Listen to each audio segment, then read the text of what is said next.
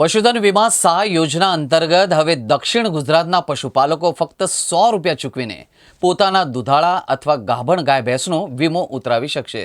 એક પશુપાલકોને મહત્તમ 10 પશુ સુધી સરકારની આ યોજનાનો લાભ મળશે। પ્રીમિયમની રકમમાંથી પશુપાલકો ₹100 જ્યારે ઉપરની રકમનું પ્રીમિયમ સરકાર ચૂકવશે। આ ઉપરાંત ગાય અથવા ભેંસનું આકસ્મિક મોત થવાના કિસ્સામાં પશુપાલકોને ₹40,000 સુધી વીમા કંપની ચૂકવશે।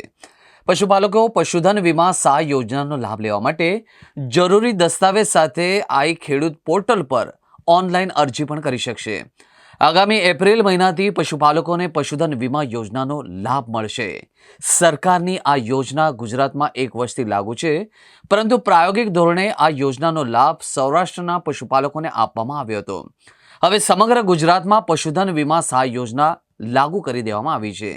તેથી દક્ષિણ ગુજરાતના પશુપાલકો પણ ₹100 ભરીને પોતાના દુધાળા અથવા ગાભણ પશુનો વીમો લઈ શકશે। નવું ખરીદેલું પશુ અથવા ગાભણ પશુ હોય તો તેનો વીમો ઉતરાવી શકાય છે। તેમજ 3 થી 5 વર્ષ સુધીના જ પશુનો વીમો ઉતરાવી શકાશે।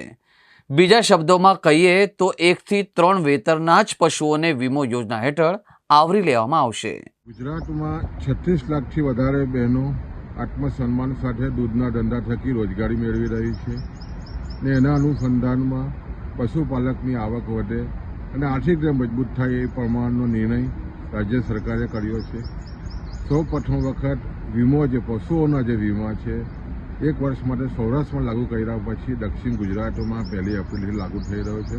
ખૂબ જ સારા સમાચાર છે અને પશુ દીઠ ₹100માં ₹40,000 સુધીના વીમાની જોગવાઈ ખૂબ જ આવકારદાયક છે।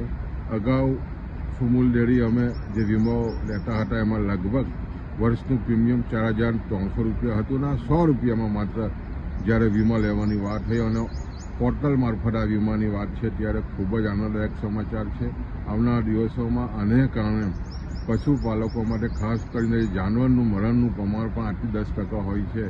એવા સમયે જાનવર માટેની જે વીમો છે એને કારણે પશુપાલકોને ખૂબ જ મોટો ફાયદો થવાનો છે અને માત્ર ₹100માં જ્યારે ₹40,000નો વીમો હોય સ્વાભાવિક છે ખૂબ જ આવકારદાયક નિર્ણય રાજ્ય સરકારે કર્યો છે।